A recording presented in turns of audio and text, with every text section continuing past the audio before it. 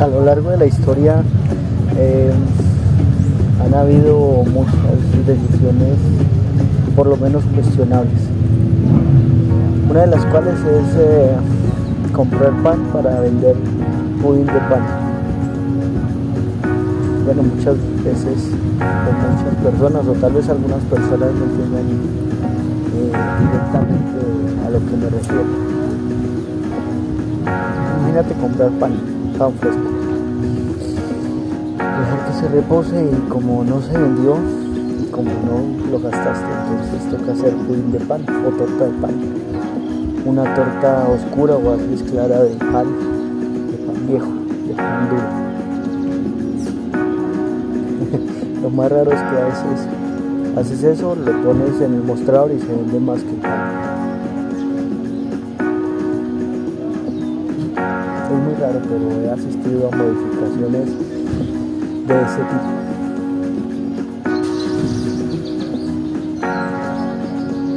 Una vez conocí a alguien que modificó un carro viejo, un carro antiguo. Era un carro comando. Era un carro bastante viejo, pero lo modificaron absolutamente todo. No solo lo modificaron, sino que además lo blindaron y le dieron el mejor motor de su época y la mejor pintura de su época, el mejor interior, acabados en cuero. Y además de eso, un radio estéreo de lujo. Era muy raro porque era un lujo extremo y sin embargo la carcasa era de un carro viejo, pues modificado, bonito, pero era un carro viejo al fin y al cabo.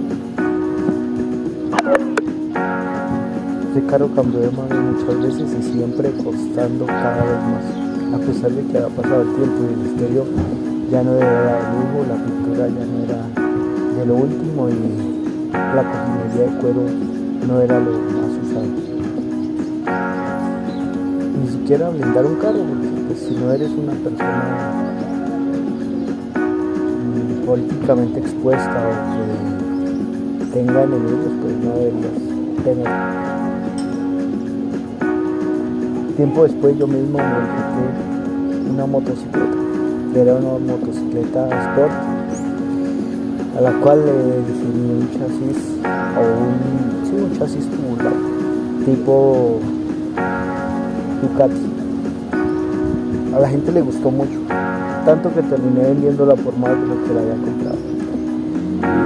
Era una modificación que no requería cambios en la carta del vehículo, igual que ha pasado con el vehículo común. Tiempo después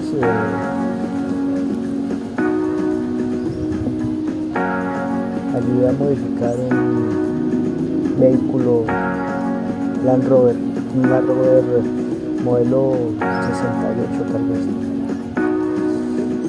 ¿Y para qué? Para que quedara como un G-Wagon.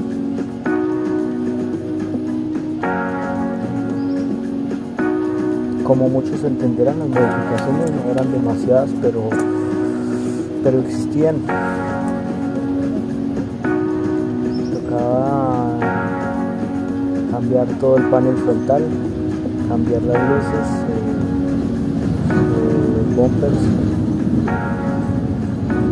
Incluso tenía que haber un rack para la llanta ancha que también se había modificado y se le había puesto un rin de aleación. El sistema interior también estaba modificado, solo lo suficiente para no tener que cambiar nada en la carta de propiedad y para que aún así quedara seguro. Esos kits de conversión que incluso se pueden hacer con un Suzuki Jimny para que quede como un G-Wagon existen. Es muy raro porque el G-Wagon corresponde a la necesidad de la gente que tiene poder adquisitivo alto para comprar algo que no finja ser otra cosa, que si tiene que tener los pernos y los tornillos en el exterior, pues lo tengan. Y creo que acaba de salir recién el video de un ingeniero que participó en la fabricación y el rediseño del G-Wagon, y esta persona habla de esos pormenores. Es muy raro. Es muy raro que alguien compre algo que ya está cercano a echarse a perder, o que por lo menos es de vieja data, y lo modifique para que sea, o para que se vea un poco más remozado, un poco mejor. A veces incluso no lo logran. Lo más raro es que no pierde su valor. Apenas unos tubos o unos fierros pintados pueden hacer que algo valga más, pero incluso en algunos casos puede hacer que algo valga muchísimo más. ¿Quién define eso? ¿Quién define que puede valer menos con una modificación o una adicional?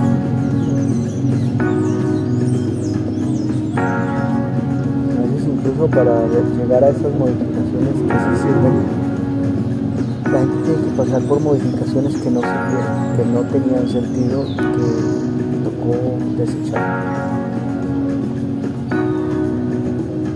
¿Cuántos millones de toneladas de acero, de hierro o de otros materiales, incluso materiales nobles, han tenido que ser desechados o tal vez reciclados porque la idea inicial no sirvió? Tantos diseñadores que desperdiciaron tanto tiempo, tantas hojas, tantos materiales para llegar al fin a una construcción adecuada. Pero más grave aún, cuántas personas lo hicieron en contra de los ingenieros que lo diseñaron en primer lugar. Y cuánta gente va por ahí haciéndolo de manera ilegal o bordeando la legalidad, solo para parecer mejores cuando se afecta totalmente la razón de la industria. ¿Por qué la gente quiere un vehículo de tal o cual calidad? Y lo más complejo es porque hay quien está dispuesto a pagar por algo que no es